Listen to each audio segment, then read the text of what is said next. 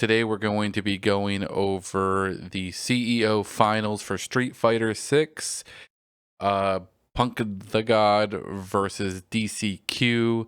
Punk playing Akuma, DCQ playing JP here. We're going to start off here a little bit with K-Dubs, kind of just giving us a little bit of a kind of understanding of what happened when these two players did see each other in winter finals, just for some background into what we're going to be seeing here in grand finals. So K-Dubs, what were some takeaways that you had? Yeah, so Punk and DCQ met in winners finals. It was an interesting interaction. You had a lot of really great play. Punk chose Cammy right off the bat for the first two rounds. Things didn't really go his way. Wasn't getting his usual button pressure, shimmies, and grab tick throw setups. And went down two games and then switched to Ken for the final game. Was really close to making it kind of competitive, but ended up with a dropped combo and lost. It's a really stark contrast to what we see in the grand finals that we'll be talking about. Awesome. Well, in grand finals here, we're going to kind of break these down into a couple sections. We're going to go over some fireball gameplay. Then we'll go into grabs and amnesia. And then at the final part, we'll do skull splitter, burnout, adamant flames. Kind of just general things that we were seeing in the game and group them there. So to start off, I'll lead in on the fireball stuff. So for me, I just found that, we found that Punk was gaining a lot of neutral space. TCQ was giving Punk a lot of space to use that tool. We can see a decent amount of fireballs being thrown, especially in the first set of games. There was a lot of fireball there. It was not necessarily that DCQ was taking much damage from these things. We saw a lot of block, a lot of evade, but it just definitely keeping, for a battle with his owner, definitely Punk was keeping DCQ at a good distance, really controlling the speed of the game there. Not really doing a lot of threatening jumps over Fireball. We didn't see DCQ do that a lot. A lot of jumping, like a lot of threatening jumps over Fireball. It was mostly from a defensive side, doing a lot of neutral jumps, or just purely blocking on that. Anything that you were quite seeing there? Yeah, I mean it's really a lot of defensive options that DCQ took out of dealing with the fireball pressure.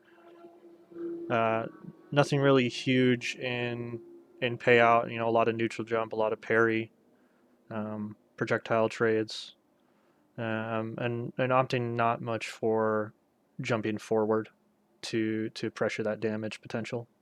Yeah, a few times that DCQ did jump in on Fireball. There was good damage and corner pressure that came from that. Um, we did find that if DCQ could get Punk into the left corner during the games, there was a good chance that he was going to win that round. So, um, those jump ins being really important. You heard it in the commentary for the game. As JP, you really got to jump in over those fireballs and take advantage of it. It is scary. Definitely, you can get a DP motion on you. You can get a lot of punishing there, but it's something that is really worth it to do. And there was good damage when those landed successfully. Going on from there, we'll go into kind of talking a little bit about grabs. You want to give your thoughts on that, K-Dubs? Yeah, so something that we know Punk a lot for is the grab pressure and shimmy pressure that he's so very good at. Um, you see it really come out in the later part of the set, not as much in the first set, but in the reset. Those grabs really starting to land, and also a lot of that shimmy pressure, which leads into far more damage than the throw itself. But once you get those mental stacks adding up, it really puts players in a hesitant. And we saw DCQ put a lot of respect and hesitation in challenging those. So it's uh, Punk really kind of snowballed and ran away with it towards the end. One of the things I was really noticing too, we put on here jump throws. You don't really see much of that from either player. But the thing is that the jump throws on land did give DCQ really good positioning. But what I found is that there was, in some instances of punishes on those teleport, specifically the teleport grabs that JP has. Punk had a level 1 on one of them, and he had some other punishes. They weren't extreme though, and it did feel like DCQ, like you mentioned, gave way too much respect to those punishes and stopped doing those teleport grabs as much, which is unfortunate because the way that Punk was playing, like from the previous section, talking about fireballs, giving a lot of distance. So if you do that teleport grab, you can then do the back grab, put Akuma in the corner, and potentially as JP have a lot of damage capabilities that can happen from that. But by not using that tool, then that's a whole method of attack that now Punk playing Akuma does not have to worry about too much. Like you said, too much respect there. And then also just really finding that there was no, kind of put here a little bit too, just not really any whiff punishes happening on Punk for missed grabs. There was a particular section where we see DCQ do a missed grab and then Punk do a missed grab, and just because of that, you can get a punish on it. But it was one of the few examples where, we can see here that there was some tech grabs, there were some failed grabs from Punk. In both sets, both in the reset and the first set, there was failed throws and missed throws, and there just really wasn't a lot of punishing that tended to happen from that. So whereas like with Punk with Akuma, anytime he could get a good whiff punish, it happened a lot, and then you'd get great Oki pressure from that, and then a lot of corner damage. Do you want to talk a little bit about Amnesia as well? Yeah, so Amnesia, it's a difficult skill at this point in Season 2. It had a little bit of a nerf from Season 1. But a great thing that I think we see earlier in the set from DCQ is that use of Amnesia in a reversal pressure stance.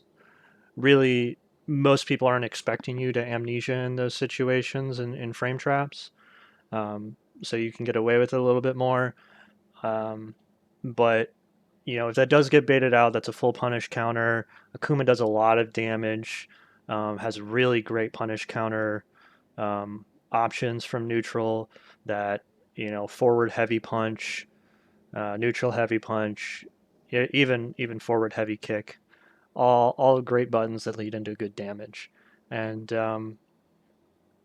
it's we didn't see nearly as good of use of that amnesia as in the winners side of the bracket in the earlier matches.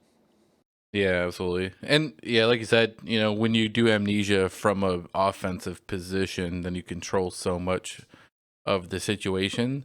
But then in the reset, those were more Hail Mary defensive amnesias in which Punk was in full control of the speed of the game and was just doing shimmies basically to bait out Amnesia.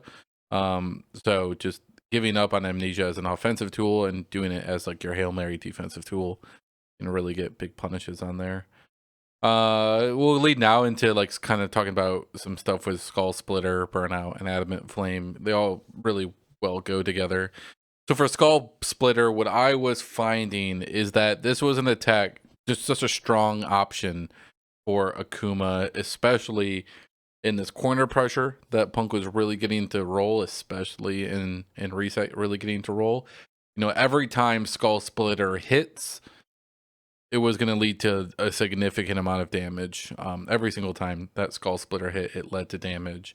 And then on the times that Skull Splitter does get blocked and even reversed in some situations, there really wasn't a lot that was happening. On the blocks, it did not feel like Punk was getting any sort of punishes done on him or any sort of real big reversals or anything like that. So it was just like this. It's a really oppressive. It's an overhead, so you really have to guess right. There were quite a few times, especially in that reset, where DCQ was put into a guess state and wasn't guessing correctly. It just would lead to a lot of damage. but also it just being a button. And we know Punk will do this. Definitely is willing to just press the same button over and over and over again. And when you're using that move along with like a crouching medium, a lot of times just becomes really strong options that when you're not punishing them or really figuring out, like an amnesia or something like that, it can really just lead to just free pressure that was happening. And then, I want to kind of go into burnout a little bit here as well.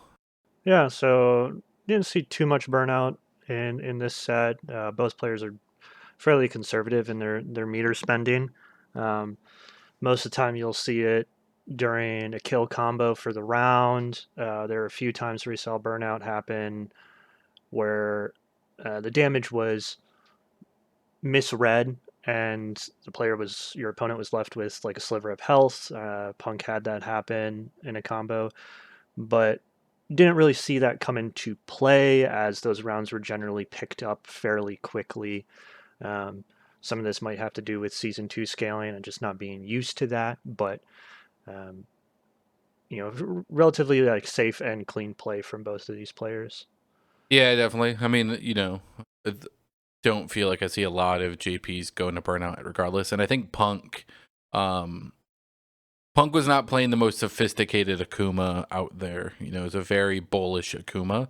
Worked out incredibly well, but definitely very, very straightforward in the way that he was playing that character. We can kind of see that leading into Adamant Flame as well. Adamant Flame's a really strong move. Did really get some great damage out of it. OD. Adamant Flame was going to do a wall splat as well. Punk was really careful to really not put himself into burnout situations with the OD usage off of that, and going into some other routes, into like DP routes and stuff like that instead. But still incredibly strong attack, did a lot of damage, strong grabs and corner pressure coming from that sort of stuff as well. So both of those things with the corner pressure, with the grabs, leading Punk into just a lot of damage capability. Once going into Adamant Flame, there was a good amount of it being used throughout, especially OD. You can really see that snowball effect happening, especially with Adamant Flame OD and grabs in the reset, just for a ton of damage. Do you have any thoughts on that move use? Yeah, I mean, Adamant Flame is just such a great button for converting like a stray hit in neutral to damage, and it's much better for your OD meters spent than going for drive rush cancel. An OD move being 2 bars instead of 3 bars for a drive rush cancel. Um, so you didn't really see nearly as much drive rush cancel unless it was going to be that kill combo. Um, Punk utilizing a lot more of that 2 bar OD meter and single bar for neutral drive rush parry. Same thing goes for JP. I think JP relies so heavily on a lot of that OD meter spent on the shadow clones and the spikes and the portals to really control that neutral game. You don't want to go into burnout. Kind of final thoughts from me on the set. It was interesting, like you mentioned, versus winter finals. Um, really not as close. I don't think, I think in hindsight, we'll maybe remember it as just a Punk steamroll, because that really was how the reset was. But especially in the first set that they were playing in grand finals, it was a lot closer than that. It felt like, there was some perfects from DCQ, good play, but ultimately I think too much adaptation to the real stubbornness that was Punk's Akuma play.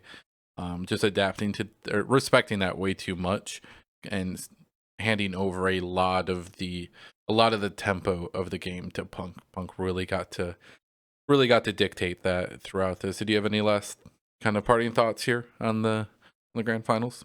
Yeah, I mean, the respect thing is a big part of that. Punk loves to walk in and out of that, crouching medium punch, standing heavy punch, crouching medium kick range, and play that footsie game. Um, and if you let him have that control, your meter is going to go bye bye, and your health is also.